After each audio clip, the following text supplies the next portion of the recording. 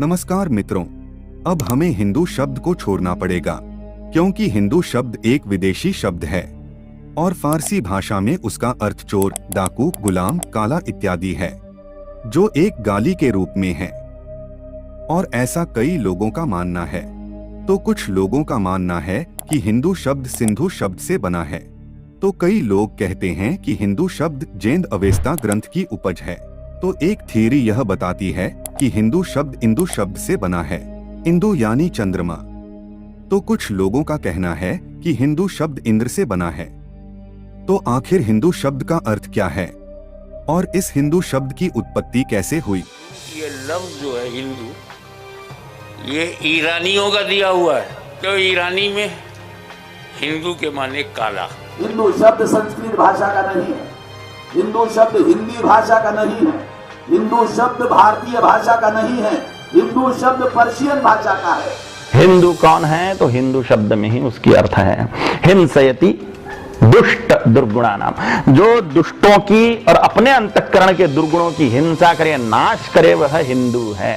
मित्रों, सबसे पहले बात करते हैं अंग्रेजी इतिहासकारों द्वारा गढ़ी गई थियरी की, जो कहती है कि हिंदू शब्द सिंधु शब्द से बना है।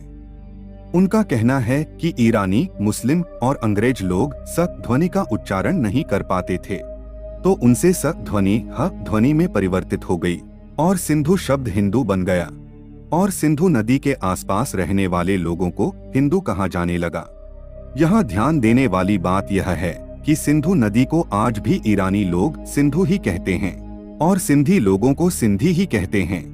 उसमें कोई परिवर्तन नहीं आया। और अगर ईरानी लोग स को ह बोलते थे तो शिया का हिया क्यों नहीं हुआ और सुन्नी का हुन्नी क्यों नहीं हुआ और ईरानी सम्राट साइरस का हायरस, डेरियस का डेरिया, कुरुश का कुरु क्यों नहीं हुआ और इस्लाम का इहलाम क्यों नहीं हुआ? ऐसा इसलिए नहीं हुआ क्योंकि इतिहासकारों को हिंदू शब्द को ही विदेशी और ईरानी साबित करना था। इसलिए सिंधु शब्द का हिंदू में ध्वनि परिवर्तन हो गया, लेकिन शिया या सुन्नी का नहीं। अब हम आपको सच्चाई बताते हैं कि कैसे ईरानी लोग सिंधु को सिंधु ही बोलते थे, हिंदू नहीं। जिनकी मातृभाषा फारसी है, ऐसे फारसी इतिहासकार अलबरूनी ने अपने ग्रंथ में स्पष्ट लिखा है कि उसके प्रदेश से सिंध में जाने के लिए हिमरोज यानी राजस्थान से होकर जाना पड़ता है, किंतु यदि हिंद में पहुंचना हो तो काबुल होकर जाना पड़ता है। यहाँ अलबरूनी ने साबित कर दिया है कि सिंध और हिंद दोनों अलग शब्द है और सिंधु से हिंदू शब्द नहीं बना है। हिंदू शब्द को सिंधु से बताना अंग्रेजी और वामपंथी इतिहासकारों का बहुत बड़ा षड्यंत्र है और इसी षड्यंत्र के चलते यह लोग दूसरी थियरी देते हैं कि हिंदू शब्द पारसियों के पवित्र ग्रंथ जिंद अवेस्ता में पाया जाता है। इस ग्रंथ में लिखा है हफ्त हिंदू, इसका पहलवी भाषा में अनुवाद होता है सात नदी।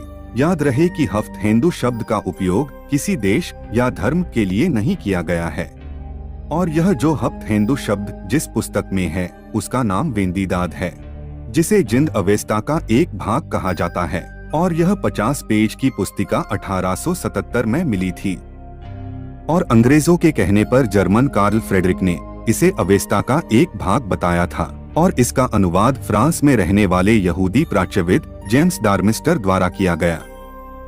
और यह जेम्स डार्मिस्टर वही व्यक्ति है जिसने मैक्स मूलर की संस्था ओरिएंटा के द्वारा भारत, अफगानिस्तान और ईरान की 50 जितनी धार्मिक पुस्तकों का अनुवाद किया था या कहे कि उसे विकृत किया था। और मैक्स मूलर भारत में क्या काम कर रहा था, यह इस चिट्ठी में साफ साफ लिखा है। तुम्हारा काम प्राचीन भारतीय ग्रंथों के अनुवाद का काम भारत को धर्मांतरित करने के प्रयासों में एक नए युग का निर्माण करेगा। तुमको अपने यहाँ स्थान देकर ऑक्सफोर्ड ने एक ऐसे काम में सहायता प्रदान की है जो भारत को धर्मांतरित करने में प्रारंभिक और चिरस्थायी प्रभाव उत्पन्न करेगा।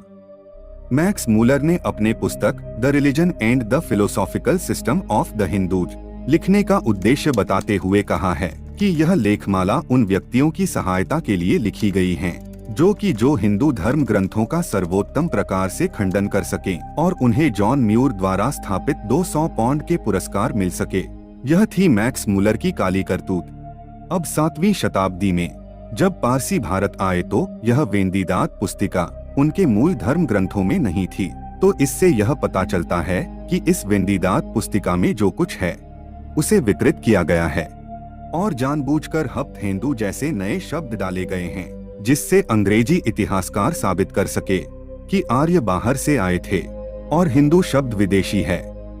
अब सबसे दिलचस्प बात यह है कि इस वेंदीदात पुस्तिका का अनुवाद तो उपलब्ध है, लेकिन जिसमें से अनुवाद किया गया है वह मूल हस्तप्रत क्यों उपलब्ध नहीं है।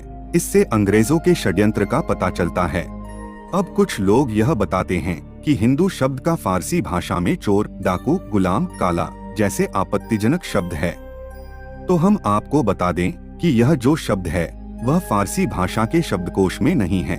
यह शब्द उर्दू भाषा के गयास उल लुगात कोश के हैं। उर्दू के शब्दकोश को फारसी भाषा का बताना भी एक षड्यंत्र है और हिंदू के लिए यह जो काला और चोर जैसे शब्द दिए हैं वह इस कोश के रचनाकार मौलवी ग्यासुद्दीन रामपुरी के मन की घृणा को प्रदर्शित करते हैं। ऐसा नहीं है कि फारसी भाषा में हिंदू का मूल शब्द इसी भाव में है। अरबी में हिंद का अर्थ सुंदर होता है, इसकी बात कोई क्यों नहीं करता। अब आपके मन में यह भी प्रश्न जरूर उठता होगा कि यदि हिंदू शब्द सिंधु से नहीं बना है और हिंदू शब्द ईरानियों का दिया हुआ नहीं है, तो हिंदू शब्द की उत्पत्ति कैसे हुई। तो इसके लिए हमें चंद्रगुप्त मौर्य के समय में जाना पड़ेगा। इस समय यूनान यानी कि ग्रीस का एक राजदूत मेगास्थनीज भारत आया था और उसने अपनी पुस्तक में भारत के लिए इंडिका शब्द का प्रयोग किया है और सिंधु नदी के लिए इंडस शब्द का प्रयोग किया है।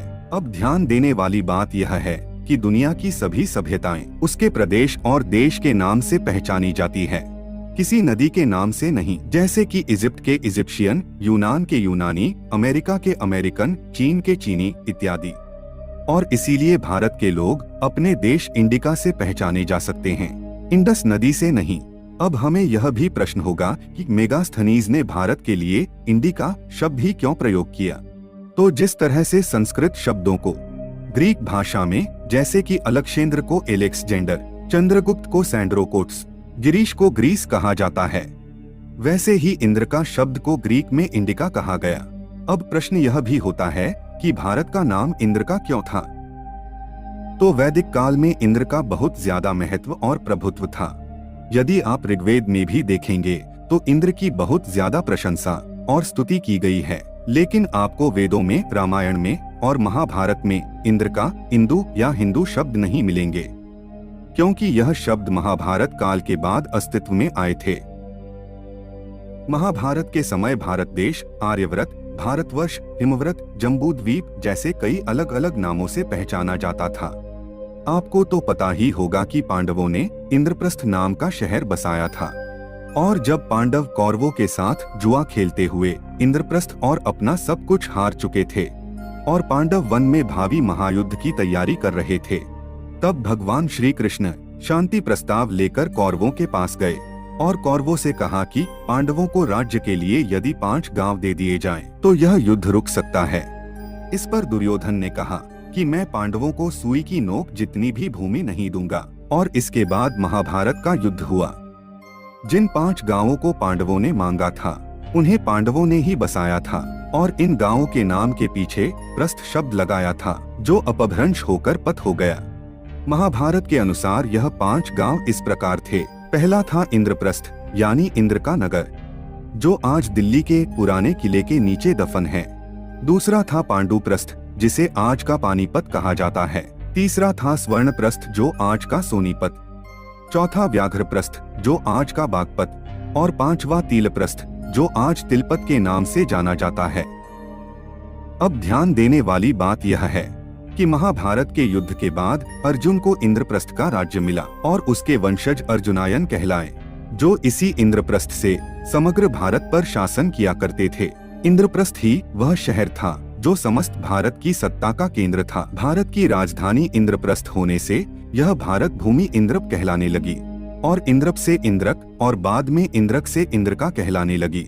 और इसी बात का सबूत हमें दूसरी भाषाओं में भी मिलता है, जैसे कि जर्मनी में हमें आज भी इंदर कहते हैं, जापानी इंदोजिन कहते हैं, नॉर्वे में इंदर, स्वीडिश लोग इंदर, चाइनीज लोग इंतु कहते हैं और वियतनाम में अंदो कहते हैं।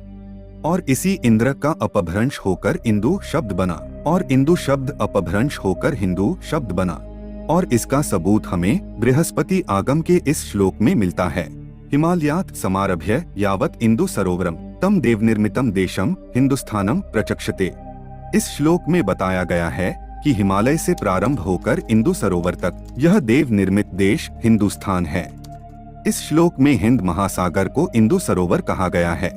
इंदु देश का महासागर इंदु सरोवर और हिंदुस्तान से हिंदुस्तान बनना स्वाभाविक है। अब हम आपको बता दें कि जिस तरह से अक्कदी भाषा के शब्द असु यानी कि उठते सूर्य का देश और इसी असु शब्द से एशिया शब्द बना, वैसे ही इंदु शब्द से इंडिया शब्द बना। हिंदू नाम हजारों सालों से चले आ रहे सनातन धर्म और वैदिक धर्म को मिला हुआ एक गौरवशाली नाम है। सुप्रसिद्ध फ्रांसीसी लेखक जाकोलिएट ने अपने एक ग्रंथ में लिखा है, हिंदू एक ऐसा शब्द है, एक ऐसा नाम है जिसके उच्चारण से मग्न हृदय में फिर आशा का संचार हो जाता है, क्षीण देह में बलस्रोत फिर वेग से बहने लगता है। ऐसे हिंदू नाम को हम क्यों छोड़े। धन्यवाद।